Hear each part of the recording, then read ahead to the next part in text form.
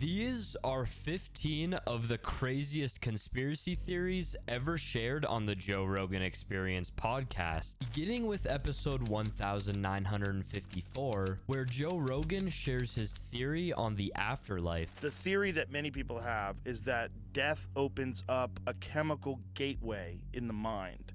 And that chemical gateway takes whatever the soul is, whatever consciousness is, and transports it into this new realm. It allows you, your conscious mind, to access this new realm, which is available to you upon death. And so a lot of the ancient cultures that did ayahuasca and mushrooms, they would talk about this realm as being like a well of souls, that you encounter disembodied life forms, disembodied spirits. And this has been, it's been a staple of so many religions. There's so many religions that talk about the afterlife. I mean, I get that you would want to come up with something like that just because you wanted to have some sort of a reason to keep going with the rational mind when you're dealing with this existential angst of a temporary existence and one day you're just going to be worm food. What's the point of it all? Why don't I end it now? Yeah. It's too much. Life is to live is to suffer. No, there's something waiting for you when it's over. On episode 1117,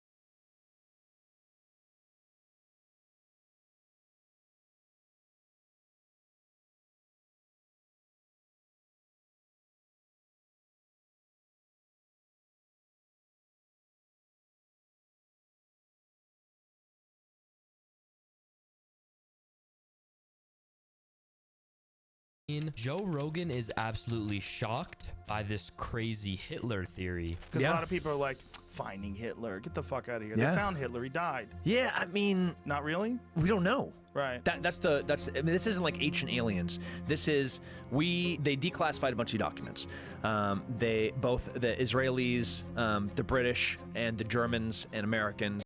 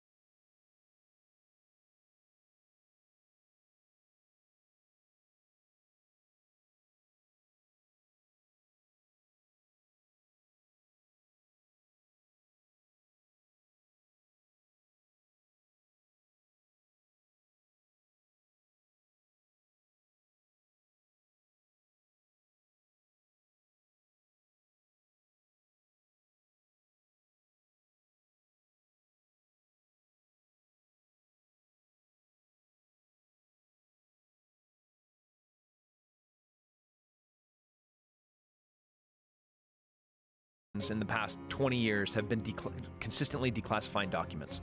And there were a bunch of specifically FBI documents that we were spending millions and millions of dollars actively searching for Hitler after the war, as was... Really? Yeah, like millions of dollars. Like Hoover was like, no, send more FBI agents to South America, to North Africa, go to the Canary Islands, go to Spain, trying to find out where this guy went. The Russians got the body, and they got his skull. And when they brought it back to Moscow, nobody has ever been able to independently verify who and what this body is. They let one genetic test occur, and the body with the bullet holes that they said was Hitler, and have said, and that's the narrative, that's the story, that's all the eyewitness accounts that are even in the vicinity of collaborating with each other, and corroborating each other's testimony. Like the closest version, because none of it seems to be very accurate, is that, okay, here's Hitler's skull, and when they did the genetic testing, it's that of a 35-year-old woman. So they're like, oh, well, this isn't Hitler. So what you had in South America, both Chile and Argentina back-to-back had fascist regimes. You had Perón, who was part of the Nazi party starting all the way back into the mid-30s. He's the president of Argentina. So the Red Cross, there was about 3 different rat lines that guys were able to successfully get out of Europe into South America. And there's no question that we're talking thousands, if not tens of thousands of high-ranking Nazis made it there. Tens of thousands? Tens of thousands. And I'm not talking like little soldiers. I'm talking high-ranking Nazis. But what you got in South America were isolated German-only communities. You could go into Bariloche, Argentina, and I'd be like, "Buenos dias, amigos," and they're like, "Guten Morgen?" I'm like, "Oh, yeah, I meant good morning. Yeah, sorry, it's 2017, right? I thought we spoke Spanish here." So in 2017, you were there and they were speaking German. Yeah. Whoa. Yeah. Well, I don't look very. I might look more European than I do. So it's just them seeing me walking down the street and be like, wow. Yeah. And there's tons of communities. I mean, if you go to Colonia Dignidad, which is now called Villa Bavaria, it is only German. Whoa. In the center of Chile, in the mountains of Chile. Like there's no Spanish being spoken there. It is exclusively German. And these are descendants of Nazis. Powerful Nazis. Holy shit. Are there any legitimate eyewitness accounts of Hitler in South America? Absolutely, potentially. Whoa. Yep, eyewitness accounts. I saw him get off a boat. I saw him meet here.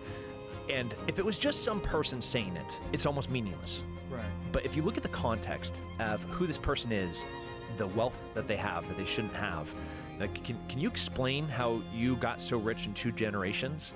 Like, okay, your grandpa got here from Germany in 1946. That's weird. And he's on a legitimate visa with an Argentinian passport. Also weird. And now he's a war refugee that's now worth millions of dollars. How does this work? On episode 1897, Graham Hancock shares his theory that Antarctica on ancient maps is evidence for advanced civilizations. One of the things I find most striking is the presence of Antarctica on ancient maps, because we didn't discover it until 1820. And yet it's on maps drawn in the 1500s with great detail, which again were based on much older source maps that have now been lost to us. Astonishing thing is the so-called Pinkerton world map. I don't know if you can find it, Jamie. Drawn, I think, in 1813 or 1818, based on the latest exploration data at that time. And where Antarctica is, yeah, that one, keep going right. It just shows a hole where Antarctica is. Because it was an honest map. Nobody had found it by then. But if you go back to, for example, the Wolsey-Wooler world map drawn in 1530 or thereabouts, you find Antarctica is present. That map shows Antarctica exactly where it should be. And it shows it, there we go, Antarctica, at the tip of South America, just south of South Africa. And what did they call it back then? Well, they call it the Southern Land.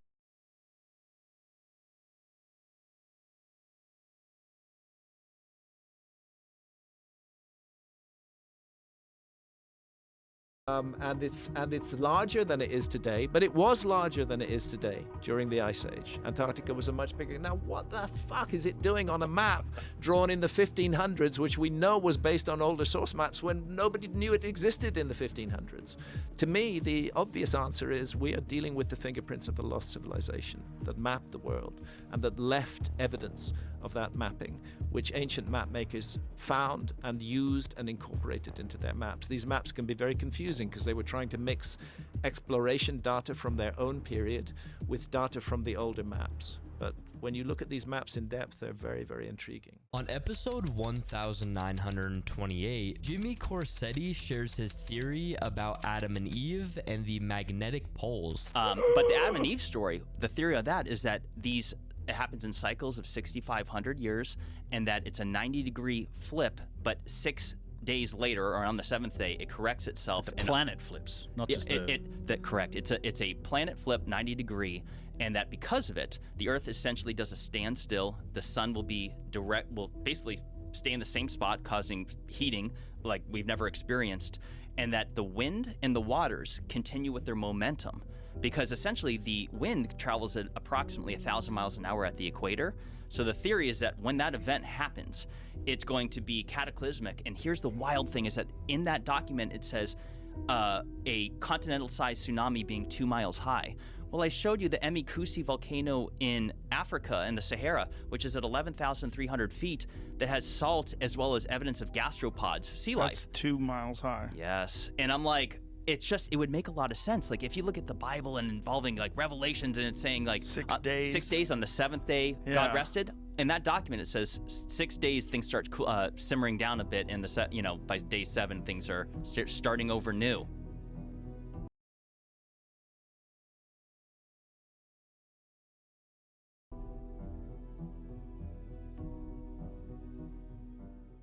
Beginning with Joe Rogan's MMA show number 12, Joe Rogan explains his conspiracy that the US moon landing was fake. The press conference from 1969 when they returned from the moon is one of the most cryptic, weird things you'll ever see. These guys look like they just stole something and they're being questioned. I've never seen a video where people look like they're more full of shit than that video of the press conference from 1969. It's weird, man. It's weird. They're like fidgety and looking nervous, like they're getting away so with something. So they didn't do it then? They might have done it. They might have been forced to say some things that they didn't want to say, and that could be part of it. Absolutely. They could have done it. But there's a lot of weirdness with the moon landing. Mm-hmm. It's if you wanted to have like a conspiracy to wrap your head around that's exciting, it's one of the best ones. Really, but who benefits from it?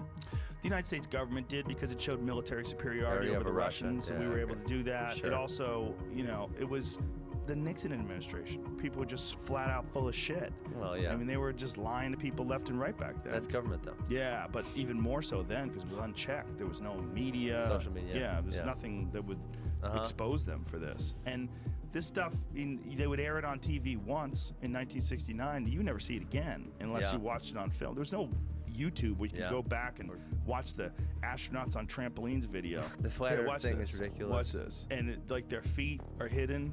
Look at this. Watch these guys bounce up in the air. It's like they're on some sort of wire, like they're being yanked up into the air. Oh, yeah. Like, what the fuck are they doing? And they're playing, like falling down, and it's very weird. But it could have been that they were really on the moon and these guys were fucking cowboys and yahoos and they wanted to bounce around. But there's videos of the flag moving in a non-existent breeze, which is weird too. And they try to make some logical explanations for why the flag could be moving in a vacuum, and some of it makes sense, but some of it doesn't. Like the wires one is weird. If you watch them fall down, like go to that one right there, Jamie. It might not have been real footage. What they might have done is use some test footage, like right there, Jamie, right there, let it go. Like homeboy falls down and then it looks like he gets yanked back up. Look at this. Whoops. Oh, he did not. That was not him standing up. Yeah, what is this? On episode number 1308, Joe Rogan explains his conspiracy that 9/11 was an inside job. You want to hear another conspiracy theory that you probably don't know? It's going to blow your mind? Let's do it. The day before 9/11, the day before the attacks, Rumsfeld gave a press conference where he talked about trillions of dollars missing. The day. Then a plane slams into the very part of the building where they were doing the accounting, blows up half the fucking building in the Pentagon, blows up a wall. Donald Rumsfeld was on, where was it, the White House lawn? According to some estimates, we cannot track $2.3 trillion in transactions. 2.3. Okay, now, again, somebody told you that literally, like, right before 9/11 happened, they said they couldn't track $2.3 trillion. No, that didn't happen. That did not happen, but it did happen. What the fuck? Yeah, so think about what Kennedy said. Think about what you saw when you saw that Vice movie where Dick Cheney, who was the CEO of Halliburton, becomes a vice president and gets billions of dollars in no-bid contracts. Now think about what we just saw with Donald Rumsfeld saying they couldn't find $2.3 trillion. I don't know where it went. I don't know. It seems like we should have had it. So like, we'll keep looking. Oh no, the spot where we looked just blew up. Oh my god. What the Find hell? out if that's true. If it was the accounting office, because this is what I love to say it because it sounds good. But let's make sure it's true that part blew up. But either way, that he did say that, and then they did get hit by a plane a couple of days later. It's unbelievable. It's so crazy. And no one talks about that $1 trillion. On episode 1314, Joe Rogan shares his infinite universe theory. And then there's hundreds of billions of galaxies. So Right. the idea that we're the only one. Not only that, Neil deGrasse Tyson explained this to me because this is a mind fuck and a half. That the universe is so big that not only is there another you out there that has done everything exactly as you've done to every pause, like that pause, every pause down to the second, Yeah. an infinite number of times. You're talking, what is it called? The infinite, in an infinite universes, there's this exact conversation happening Yes. with people look exactly like that because infinity implies that there And could be a million. infinite variations. There's Right. there's one where you get up right now and you have to take a piss, Right, and right. you run out of the room. Or Charlemagne's there, you're here, I'm there. There's one where you get up Yeah, and you're yeah, mad yeah, that we yeah. don't believe you that you saw Bigfoot or something. You know, Yeah. that kind of shit. Yeah. The idea that when you think of infinity, Right. we think about it as being really big. It's not. It's impossible Yeah. to put in your head. Yeah. The infinite universes, like the size of the universe, 14 billion light years apart, infinite numbers of those. Not only that, they think that inside every galaxy is a supermassive black hole, and inside that black hole may be another universe with hundreds of billions of galaxies, with hundreds of billions of black holes. Inside each one of those, hundreds of billions of galaxies, hundreds of billions of black holes, that it's fractal. And that it's impossible for you to even conceive. On episode number 1852, guest Sam Tripoli shares his theory that Ben Franklin was doing experiments on human bodies. Dude, you ever hear about what Ben Franklin was? Okay, that's a different story. But What did he do? you never heard that, like, what he was found in it? They found in his house? No. Like tons of bodies, bro. What? Ben Franklin, they found tons of bodies in his. Ben Franklin was a serial killer? No, he was like doing some weird shit, dude. Bodies. Like stuff. experimenting yeah, with bodies? Yeah. Is this real? Everything I say. Was Ben Franklin's basement filled with skeletons? Repairs on Franklin's old London house turned up 1,200 pieces of bone from at least 15 people. Holy shit. For nearly 2 decades. By the way, this is from the Smithsonian. This is not some wacky conspiracy This ain't site. samtripoli.com. Yeah. For nearly 2 decades leading up to the signing of the Declaration of Independence, Benjamin Franklin lived in London in a house on 36 Craven Street. In 1776, Franklin left his English home to come back to America. More than 200 years later, 15 bodies were found in the basement, buried in a secret windowless room beneath the garden. In 1998, conservationists were doing repairs on 36 Craven, looking to turn Franklin's old haunt into a museum. From a 1 meter wide, 1 meter deep pit, over 1,200 pieces of bone were retrieved. Remnants of more than a dozen bodies, said Benjamin Franklin's house. 6 were children. Forensic investigation showed that the bones dated to Franklin's day. Holy shit. The most plausible explanation is not mass murder, but an anatomy school run by Benjamin's young friend and protege, William Hewson. Oh, just an anatomy school. Yeah, and we're just gonna bury them downstairs. Note to add in another article about this. Oh boy. It's just Franklin's history as a Mason was one of the historian's initial points of inquiry. Though shrouded in secrecy, Masonic rituals have dark, known undercurrents which have at times gone horribly wrong. For example, in a 2004 initiation ceremony, a new member was accidentally shot by a member who meant to fire an empty gun but instead fired a loaded one. So they fake shot at each other? Yeah. But when historians dug deeper into what was going on in the Franklin home during the years the bones dated back to, they discovered the real culprit behind the bones is one of William Houston, the medical student.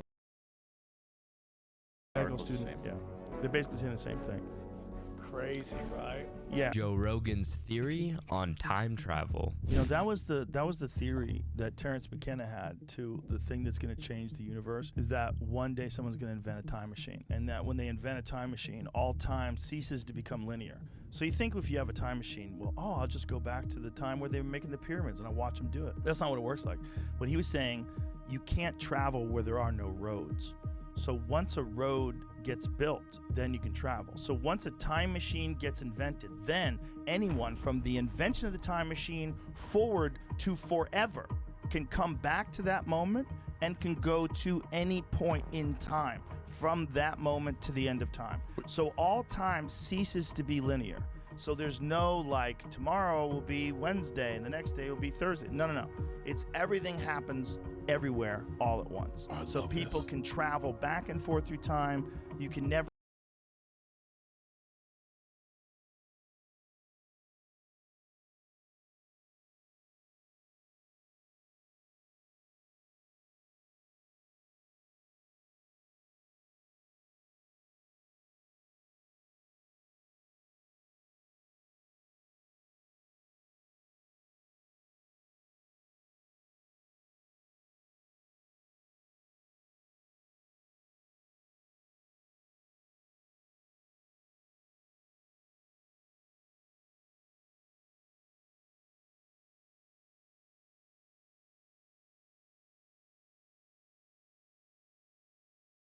ever own anything because someone could just travel through time and take it away from you when you weren't looking. Like as time travel gets more and more sophisticated, you can go back and forth in time while you're talking to people. You know, if you don't like what you said, you could rewind and start all over again. If you're in an argument with your wife, you can go to the library and get information and come back and go, actually, you know, Herodotus once said, and then bam, your wife thinks you're the smartest guy in the world. Like this, but there would be no normal life anymore. It would the world itself would be completely unrecognizable because time would mean nothing. You'd be able to travel back and forth through time. On Joe Rogan Experience number 1928, YouTuber and investigator Jimmy Corsetti shares his theory about the lost city of Atlantis. There's a location in the Western Sahara Desert of Mauritania called the Rishat Structure. It's also commonly referred to as the Eye of the Sahara. It is a site that most people have never seen or heard of before, which is truly peculiar because it's so spectacular. It's a site that astronauts typically use to reference from space. It is a geological feature that is said to be volcanic in nature. And what's so spectacular about this is that it just so happens to match more than a dozen striking similarities to what Plato had described as the lost ancient capital city of Atlantis. Plato had described Atlantis as being the capital. Let me just mention that because it was an empire said to be made up of 10 kingdoms. And what I'm focusing on is the lost capital city, which was said to be made up of concentric circles, 3 of water, 2 of land, which matches the Rishat structure. It also was said to have an opening to the sea at the south, and if you look at it from satellite imagery, you can clearly see that water had ran through it. And furthermore, it was said to have mountains to the north, and you just so happen to have mountains called the Atlas mountain chain, which Atlas was said to be the very first king of Atlantis. And what's interesting is that the very first known king of Mauritania, which is where the Rishat structure is located, is also their very first known king was also named Atlas. And though I'm not saying that that's the same individual, but what we do today is we pass down names, right? Like people like, oh, my dad's name's John, and so is my son. And so it's another striking similarity, but it goes further than that. Like there's geological similarities, such as the fact that Atlantis was said to be made up of red, black, and white color stone, which is another similarity you see at the Richat structure. It was said to have an abundance of gold and that the outer walls were lined with it. And it turns out that Mauritania is loaded with gold, and not only that, the richest person ever known to exist in all of mankind is Mansa Musa of the Mali Empire, which consisted partly of modern-day Mauritania. And he was so rich from gold that he would be richer than Elon Musk and like Bezos combined almost.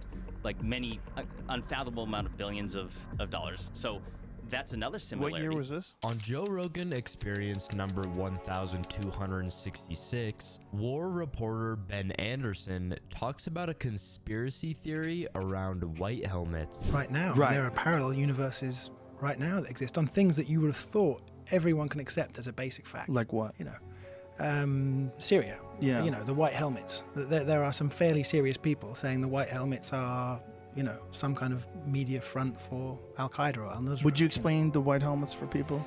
So when there's a bombing and a building collapses, they go in and drag people out and get them medical attention as quick as possible. And people think that they're somehow or another involved in it. They're a front. Yeah, and the footage is faked in order to drum up sympathy for the rebel-held areas.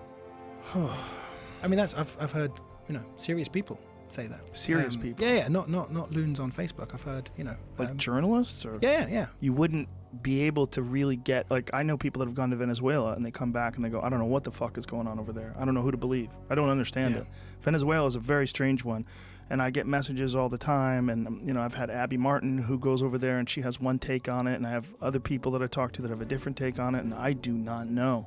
I don't know who to believe, and I think you'd have to go over there and you'd have to spend a lot of time to try to figure this out, and it would have to be the entire focus of your life to really try to parse it out. On Joe Rogan Experience number 1339, Joe Rogan and Everlast go deep into parallel universe theories. What about this? What if every time you went to sleep and you woke up, you passed into a nearby and very similar universe, but not quite the same? And depending upon your choices and how you live your life, it's how you wake up and what new one you pop into on the other side. And everyone's just a little bit different. The whole world changes just a little bit each time you make a decision, one way or another. Everything changes when you wake up. You think the world is static because it is when you're awake. You have no fucking idea what's happening while you're asleep. And when you wake up again, you have this foggy recollection of the past. And that's what you're going by. You're going by every morning waking up with a foggy recollection of the past. That's what you're doing. And you're assuming that nothing's changed and everything's static. And while you were asleep for 8 hours, nothing weird happened. You don't know what the fuck you're talking about. You have no idea. You're dreaming. You're having crazy fantasies and shit. Weird stuff is happening. You're fucking mermaids. You're flying through the air on a helicopter. You know, weird things happen when you're dreaming. What is all that about? We don't even know. We have no idea what that is. That soup of possibilities that's fucking swirling around in between your ears while you're snoring up a storm, and then boom, you wake up. Are you sure those memories are real? Are you sure that this isn't a whole completely new universe you're living in today? Or a simulation. On a Joe Rogan podcast from February 17th, 2019, Eddie Bravo shares his crazy conspiracy about space and one world government. The only way to make a one world government work is to have the people embrace it. They have to want it because nobody wants it. So the trick is to make people want it, to embrace it. There's only one way. The only way. And they've known this forever. The Vatican knew this. The Pope wanted to rule the world. They all knew it, but they couldn't do it. They all knew it, but they knew one way, but there's no way how they're going to pull it off. What's the one way, man? The only way is if there was some extraterrestrial threat from up above us. That would be the only way to have everyone embrace the one world government. They all knew that for years. But it didn't work That's so far. That's the plan. They could never It's a make shitty it plan, work. though. They didn't have the technology 500 years ago. The Vatican knew about it. They wanted it. And you go to the Vatican, you see paintings of like UFOs with aliens in them.